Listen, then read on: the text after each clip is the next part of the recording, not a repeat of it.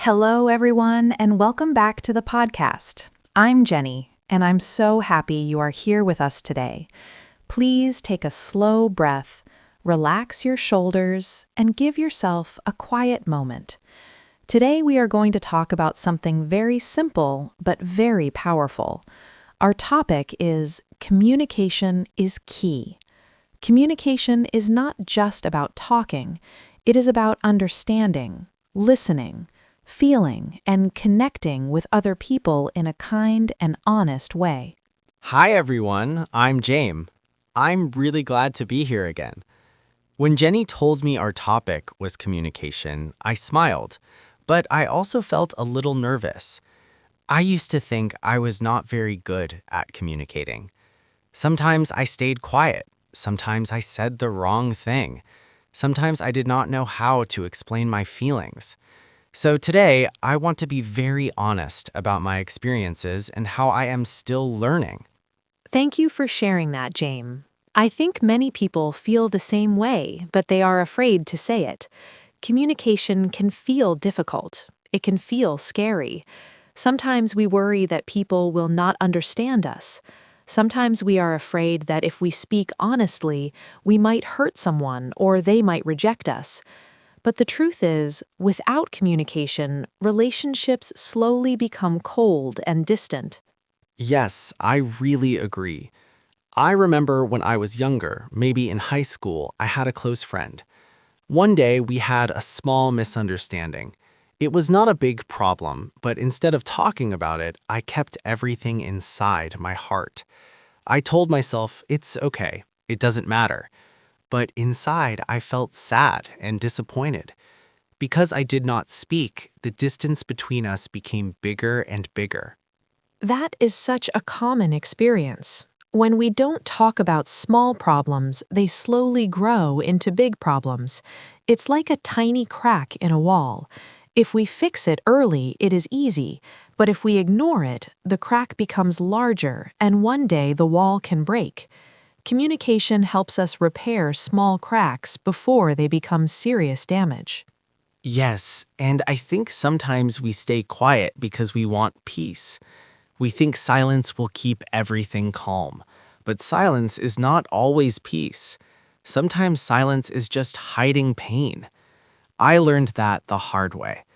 When my friend finally asked me, "Why have you changed?" I did not know how to answer. I had too many feelings inside, and I did not know how to express them clearly. That must have been very heavy for you. When feelings stay inside for too long, they become confusing. That is why it is important to speak early and speak gently. Communication does not mean shouting or arguing. It means saying, "I feel hurt when this happens," instead of saying, "You are wrong." When we talk about our feelings instead of blaming others, people are more open to listen. I really like that idea. Saying "I feel" instead of "you always." That small change makes a big difference. I tried it recently with my younger brother. We argued about something simple. Before, I would say, "You never listen to me." But this time, I said, "I feel ignored when you look at your phone while I'm talking." The atmosphere became softer. He actually listened. That is a wonderful example. When we communicate with kindness, we create a safe space. People feel respected instead of attacked. I also want to talk about listening because communication is not only about speaking. Listening is maybe even more important. When someone is sharing their feelings, we should not prepare our answer in our head. We should truly listen. That is difficult sometimes.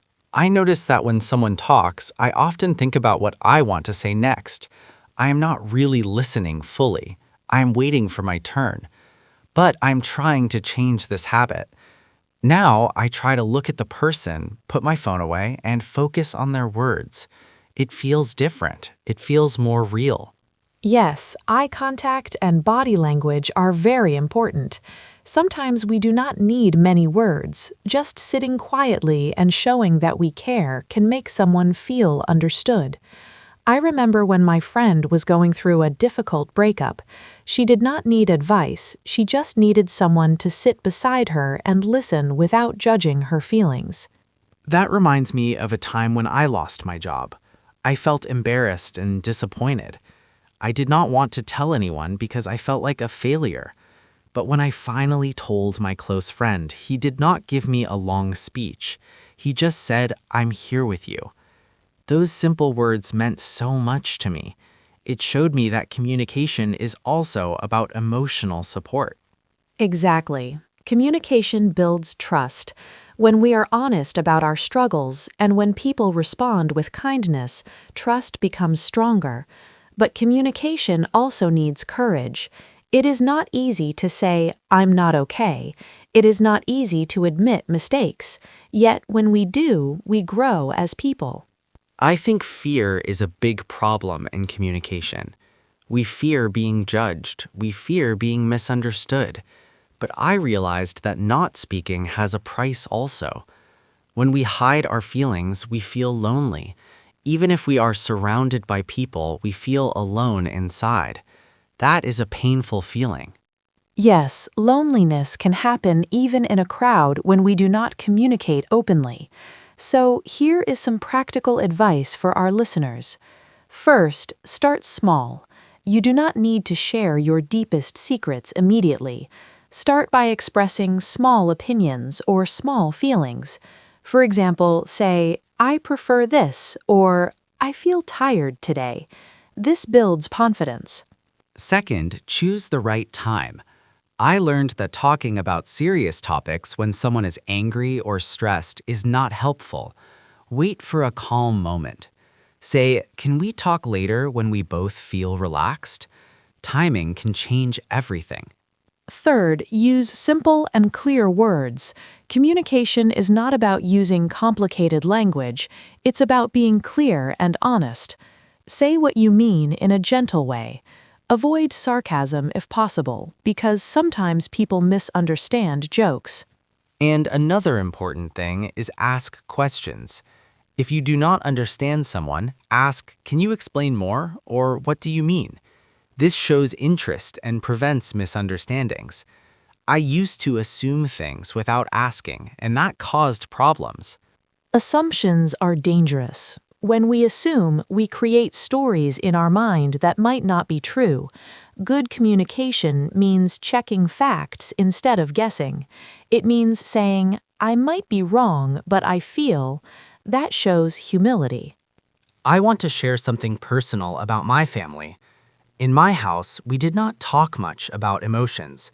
We talked about school, work, money, but not about feelings.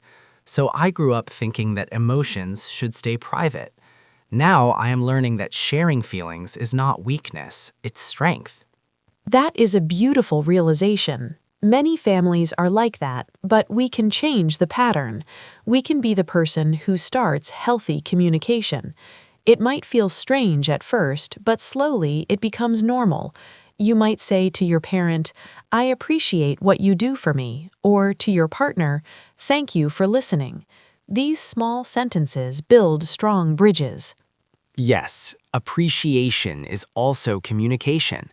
Saying thank you, saying sorry, saying I care.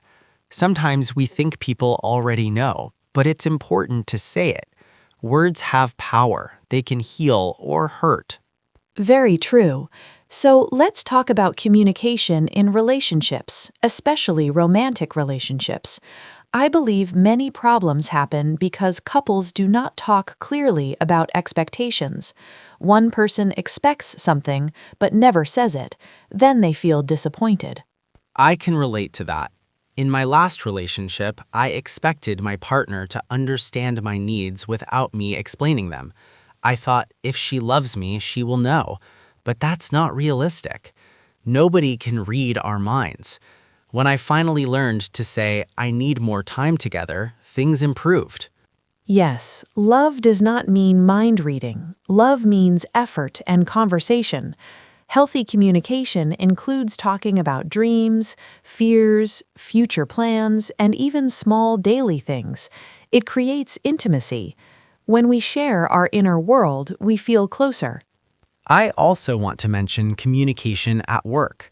That's another area where it is very important. If we do not communicate clearly with colleagues, mistakes happen. I once misunderstood an instruction because I was too shy to ask questions. Later, my boss corrected me and I felt embarrassed. Now, I always ask if I am unsure. That is such a valuable lesson. Asking questions does not mean you are stupid, it means you care about doing things correctly. Good communication at work builds professionalism and respect. It shows responsibility. Sometimes communication also means setting boundaries. This was hard for me. I used to say yes to everything because I did not want to disappoint people, but inside I felt tired and stressed. Now I practice saying, "I'm sorry, I cannot do that today." It feels scary but also freeing.